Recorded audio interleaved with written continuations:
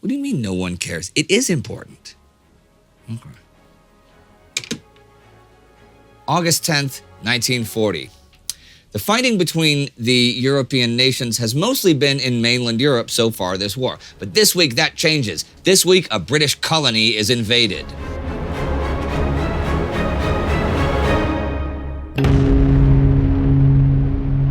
I'm Indy Neidell. This is World War II. Last week, the Soviet Union annexed Latvia, Lithuania, Estonia, and parts of Romania. In the West, the fighting over the English Channel continued, and Adolf Hitler set September 15th as the date for the German invasion of Britain. But another invasion is beginning right now, as I said, and it's happening in East Africa. On August 4th, the Italians launched an invasion of British Somaliland from Abyssinia, which they have controlled the last few years.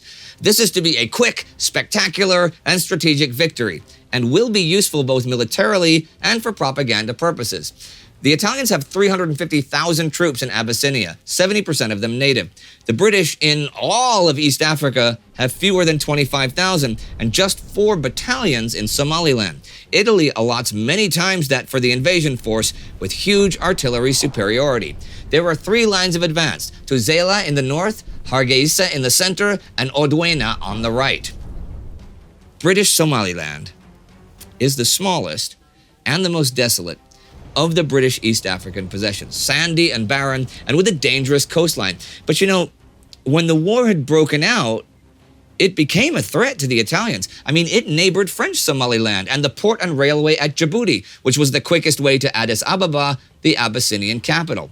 But France being defeated, and Italy officially joining the war, totally turned the tables. The British military contingency plans had rested on working with the French across the border. But now British Somaliland is isolated. Berbera, the capital, is a week from Mombasa by sea, and to get any reinforcements by land from Nairobi, they'd have to go through Italian Somaliland. The British plan, though, is not to reinforce and not to evacuate. They will offer maximum resistance, inflict the greatest losses possible on the enemy, and then attempt to withdraw. So the Italians invade with 25,000 men, crossing the border August 4th. Zela and Hargeisa fall within 48 hours. By the end of the week, they are nearing Berbera, where the British and colonial defense forces, such as they are, await them. Now, I imagine some of you are thinking, British Somaliland? East Africa, so what if some guys are fighting there? That doesn't make any difference to the war, but you are mistaken. You also might think, when you look at a map of East and Northeast Africa, that the Italian situation there is unfavorable, but that's kind of only on a map. In the years since Italy took over Abyssinia in the Second Italo-Abyssinian War, they have seriously built up their forces in the region. They have those 350,000 men, backed with 400 big guns and 200 aircraft. Some 100,000 of those men available on the border of Anglo-Egyptian Sudan alone. And in general, everywhere, they have easy avenues of approach. The British had the Sudan Defense Force on that border, 4,500 men for 1,200 miles of border. Why am I now talking about Sudan? Because that is the key to the whole region, and this is the real beginning of the whole Italian East Africa campaign. Yes, last month the Italians attacked Kassala and Galabat, but this is the real beginning of an offensive to try and take an entire British colony, weakening their enemy and having a major PR opportunity. I mean, conquering a British colony? That never happens. The Italians have odds of 10-1 in their favor overall here. And if they take Somaliland, and then after that Sudan, to paraphrase the Abyssinian campaigns from the British Ministry of Information, the supply lines to the Middle East, up the Red Sea, and across all of Africa from Takoradi to Khartoum would go too. Egypt itself would become untenable. There could not, in fact, be any front in the Middle East. It would all go. And what about all the oil in the Middle East? How would you get that? And think what losing the Red Sea would do to sabotage British trade and communications when they most need those lines open. Transport from India, Australia, or New Zealand would be lengthened by weeks, if not months, and that could decide the war. The wasp waist of the British Empire would be severed by pincers. Rodolfo Graziano's pincer advancing from Libya, and the other pincer coming from Italian East Africa. It is really not surprising that Mussolini, that radical opportunist adventurer, should have thought that the collapse of France gave him the chance to become a new pharaoh. he's not the only one dreaming of ever more conquest. Something I did not mention last week when talking about Hitler's plans for the USSR. On July 31st, he told his generals Brauchitsch and Halder that the decision he'd made in June, as the French campaign was ending, to demobilize 35 divisions so the manpower could be used to help his economic war against Britain was going to be reversed, and he would instead increase the army to 180 divisions, with panzer divisions doubling from 10 to 20. He was also planning on speeding up the transfer of forces to the east, and by spring 1941, we'll have 120 divisions not too far from the Soviet Union's borders.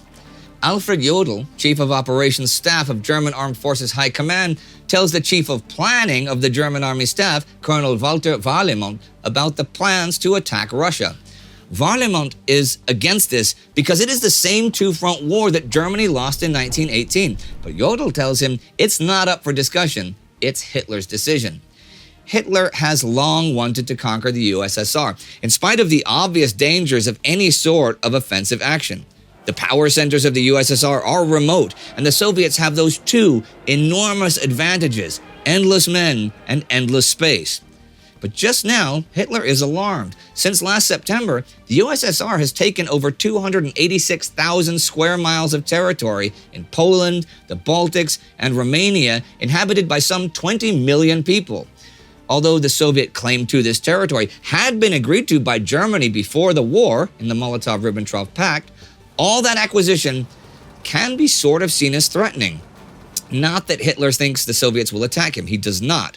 But the boundary changes in Eastern Europe over the past 11 months give the USSR a greater opportunity for continued expansion, while at the same time limiting Germany's opportunity. Finland is still threatened by the Soviets, as is now Bulgaria. The Soviets now control a big chunk of the Baltic Sea. So yeah, Hitler is alarmed.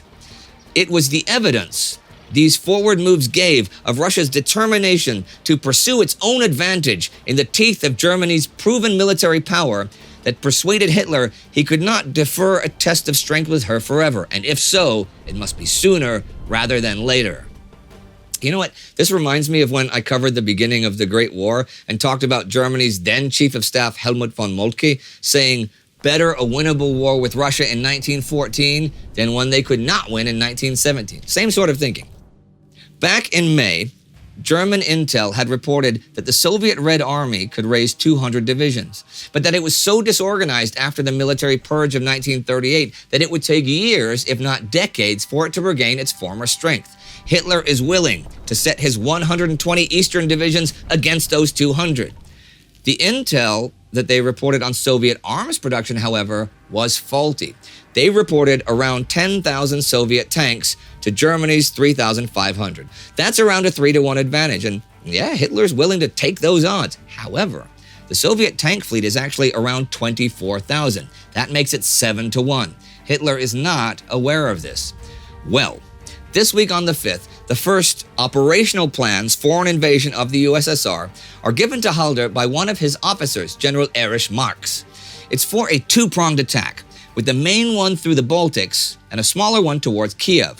When they link up, another operation will head to the Baku oil fields. The advance line is Archangel, Gorky, Rostov, and the plan now calls for 147 divisions to attack. The first objectives are cities Leningrad, Moscow, and Kiev, and there will be 44 reserve divisions. The keys to victory are to be surprise and speed. Marx thinks the operation will take from 9 to 17 weeks to finish. Warlimont is tasked the 8th with preparing the deployment zones in East Prussia and occupied Poland. The most important thing of all is that Stalin must not suspect what they're planning. They must lead him to believe that the troops were simply being moved out of range of British bombers. But there's still the fighting for Britain to deal with right now.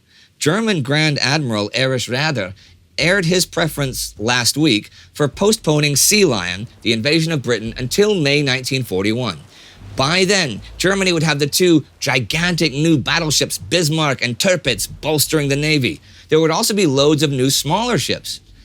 Hitler couldn't really argue with that line of reasoning, but said no, the operation would still kick off September 15th if the week-long preliminary bombing barrage had done serious damage to the Royal Navy. Otherwise, it would be postponed to 1941.